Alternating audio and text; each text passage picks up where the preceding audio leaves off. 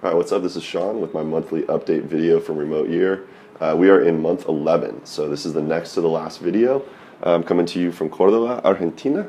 I'll show you here. This is a look out our window of our apartment. It's kind of the main drag. Plaza España is right around the corner. And we are going to go that direction about 7 or 8 blocks, maybe a little more, to the workspace. So this is something I do every month. Just give kind of a feel for where we lived and worked the last month. This is our living room here. Just give you a quick tour. This is my room back here. One of my roommates is still sleeping, so I'll keep it down. But yeah, this is my place. I'm all packed up. We leave tomorrow for Buenos Aires. There's our bathroom in here. So, yeah. So yeah, we go tomorrow to Buenos Aires, and then that's our last month. We'll be done with Remote Year. So what I usually do is I'll walk and talk, and I'll just kind of fill you in on just different stuff we've done this month. So here's the elevator here. This is not advanced elevator technology. So it's been actually a pretty packed month, in spite of the fact that I didn't get here until the 12th. So I was only here for half of the month. And in spite of that, we just did so much. So I'll kind of tell you, so I went back to Phoenix. I left Lima a little early, went back, and then I had a couple things that stacked up. Like my dad was getting this big award, the Man of the Year award for Valley Leadership. It was a huge deal. Like Michael Crow was the president of ASU. He was the last recipient of it. So it was pretty major. I got a little shout out from the podium, which was cool. We're sitting here. My 2 sons, Sean and Connor. Sean came from Lima, Peru this morning. Thank you, Sean, for attending. And then I spoke at a conference. That was really the main reason I went back, is that this conference we throw every year. Oh, so you have to close this wooden door and then slam this thing shut, and then planta baja is the ground floor. Anyways, Pressnomics is something that Pagely throws every year, and I was one of the speakers at that. So it was talking about remote work. It was really cool, actually. Like that talk has gotten almost like 200 shares. We put it up, recorded it, threw a blog post up, and so it's done well. It's like, I think a lot of people got a lot out of it, which is cool. Okay, so this is a talk on, I called it Making Remote Work Work. So I've been in 46 cities, 14 countries, and 4 continents over the course of the last 10 months. This is the map. I started off in Europe, went to Africa, North America, and I'm now in South America. I actually flew in from Lima, Peru to be here, and I'm going right back to Cordoba, Argentina after this. And then my buddy Bo, one of my best friends, got married. So all 3 of those things just kind of lined up in the same span of a week. So then I came, rejoined the group, and we've done just so much stuff. Like we did, visited this monkey sanctuary. Like we did this whole, basically tried the charity makeover thing that I started in Phoenix. And we did, a charity makeover for this thing. Proyecto Caraja is the name of it. And so that's just been like by far the coolest thing we did this month. So went and visited the monkeys. So what else? Well, here, I'll tell you chronologically what we did. I got a little list of this stuff here. Let's see. Oops. I gotta get us out too. One sec.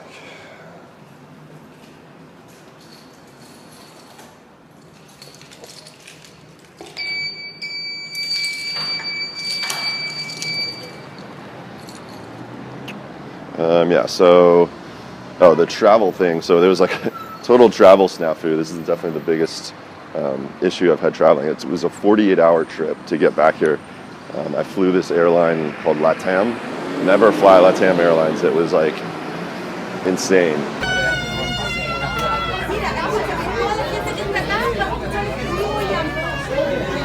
I don't know. I'm probably gonna do a blog post because like they still haven't refunded. I had to stay in a hotel 2 nights, which was crazy. So, but yeah, don't fly LATAM Airlines if you have a you have a choice. This is Cordoba, actually. I'll show you around. So that's Plaza España. That's some weird, like, sculpture. And this is kind of the main drag, so I'll just kind of talk to you as we go here. Yeah, so we went to this place called Apartamiento, and they showed us how to do like urban gardening and then turn those into cocktails. So it was like partially urban gardening, partially how to use those herbs to make cocktails.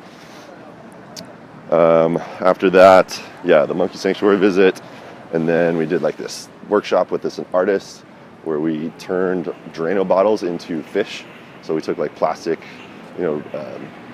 just throwaway trash containers and made fish out of them, which is interesting. I led a workshop on Simon Sinek's program called Start With Why.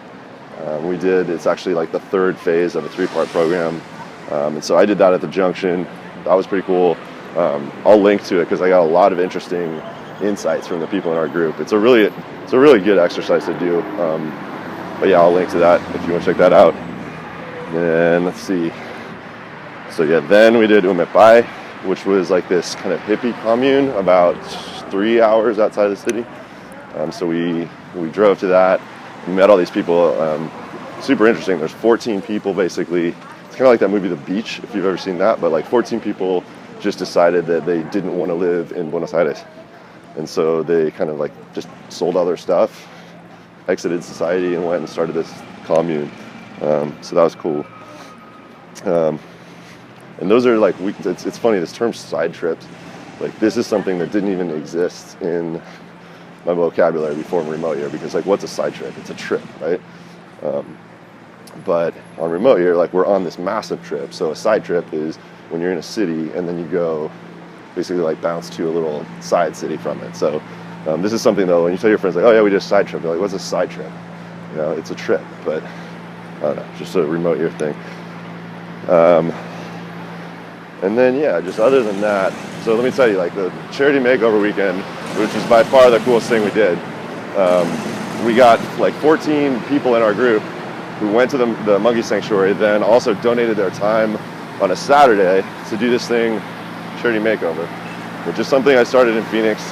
This is the 4th one that we've done overall, but it's basically like a startup weekend. Think like what a startup weekend is, only for a nonprofit. So instead of actually starting something from scratch and working on a product that then goes away after the end of the weekend, you pick a local charity and then you do the same thing. Like we called it digital barn raising for nonprofits. So pick a local charity and then all these people come together. We set the vision of what we're like actually trying to build, and then we execute it. And we did it in a day this time. It wasn't even a weekend, it was a Saturday. So we built a website for them. Jacinda, who's like basically the CFO for remote year, came in, worked with Hope. They, basically gave them totally new accounting. They didn't have any accounting system before this. So they set them up a chart of accounts, put them on Wave apps. I got Paisley to donate the hosting. I got Active Campaign to donate CRM. So all this stuff we're setting up for them. And like she was so floored. Like Maju is like the face of the company basically. It's the daughter of the woman who started it 22 years ago. And so she was just absolutely floored. Like this is a girl that we met her a week later, visited this monkey sanctuary. A week later, actually built everything that they don't have. They didn't have a website. They didn't have any of this accounting, any of the CRM. So we put all this stuff in place, and it's going to totally change the game for them. So that's really cool. That was like, and then the coolest thing about it is we've done it in such a way where we can actually hand it off to the next group. So there's 10 groups, 10 months out of the next year, there's going to be a group here, and we're the first ones to do this. So we started this whole thing. We're going to hand it off. Meraki is the group that's following us, and we're basically trying to get them as excited as we were to work with these guys. So this is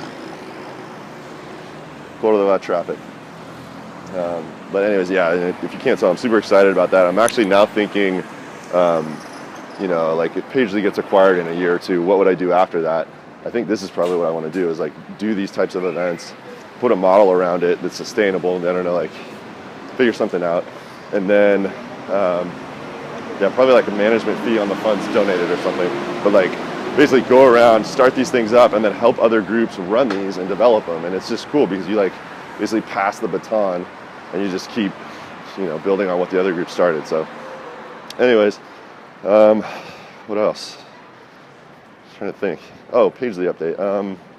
So the big news with Pagely is that we are finally going to hire someone to replace me to take over my role of doing like demos and calls and whatnot. So I've been both acting as the only salesperson, but then also, building out, scaling our sales process. So operating kind of simultaneously as a VP of sales and as well as the only salesperson. So good news is I'm going to have some help, and I'm going to be able to extract myself out of the day-to-day sales role. So that's going to be super useful. Before we can do that, I have to basically completely redo our comp plans. I've never done this before, so it's all new territory for me. But basically figure out what makes sense now. I'll probably move up and take like a cut of just all revenue generated by the company rather than just the deals that I close. So that'll be good. And then it's going well. I'm literally today, last day of the month, beat last month. So last month was an all-time high. Just yesterday beat last month. So this is our all-time high. So killing it. So anyways, this is our building where we work. There's a Starbucks in the bottom that we're at pretty much every day. This fountain area is kind of cool. I'll show you this. Like, so every day there's like things going on here. Probably a quinceañera a day. This is like the most popular place for people to do their quinceañera. And then there's that like cool Gothic church. I don't know if you can see that, but super like spirey church. Anyways, I'll take you up to the workspace.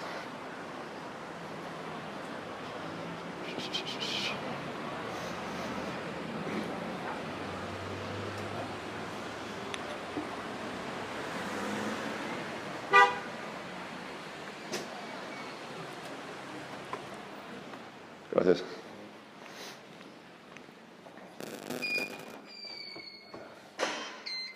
Yeah, gracias.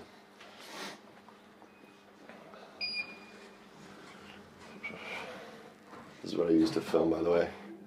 I think I mentioned it in an earlier video, but it was a dude in CEI, an incubator where I worked at, Phil Felice, who made this piece of equipment. It's pretty cool. So anyways, I'll probably have to be quiet because there's a lot of people working here. But yeah, this place is called La Maquinita. We're going to be working, they have one here and then one in Buenos Aires. And so we'll be working at another one of these next month. Gia.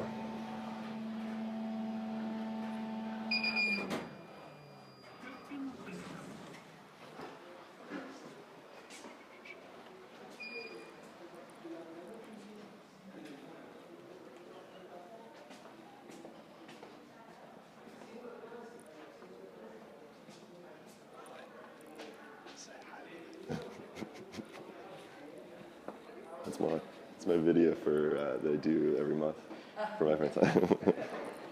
So that's Molly. She worked on the monkey project. She was a huge component of it this month. Oh yeah, and I got to do. Okay, so I can tell you about people. Actually, I was going to tell you. Yeah, this is our kitchen area. This is actually a really cool workspace. I've been pretty productive here, and I'll show you the third floor here.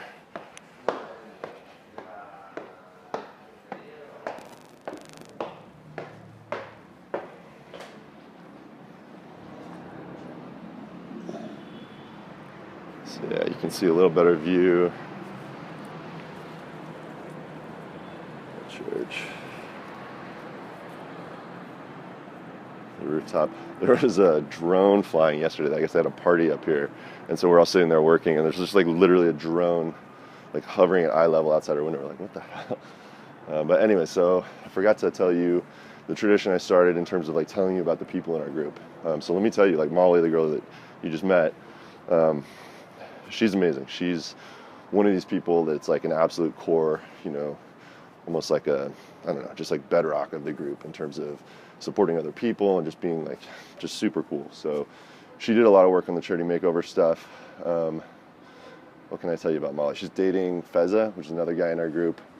And they're just like a super awesome couple. I think they're going back to Chicago, I want to say, after this. Like everyone's figuring out what they're doing after a remote year. But yeah, Molly's amazing. Oh, we hired her actually. So that's one of the kind of little cool stories is like remote year, some of these people have started working together, formed companies, like started projects and whatnot.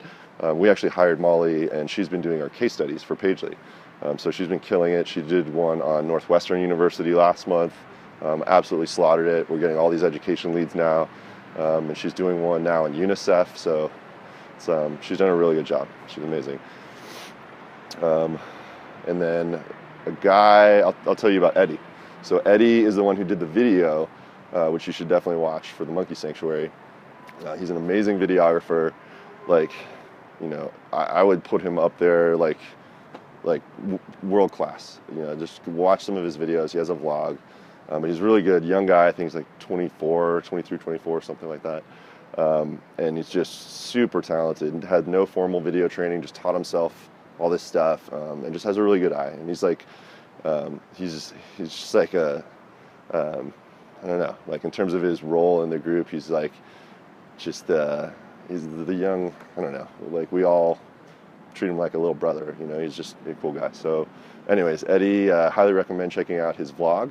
I'll link that in the show notes here on this, and definitely check out the video he did for Karaja, because it killed it. It's like a minute-long video. It totally tells the story of the Monkey Sanctuary and what we're doing for him. So anyways, this is my last video, or second to last video. There'll be one more next month, and then we're done. We're out. Program ends at the end of next month. So hope you enjoyed it, and I will see you for a last time in Buenos Aires.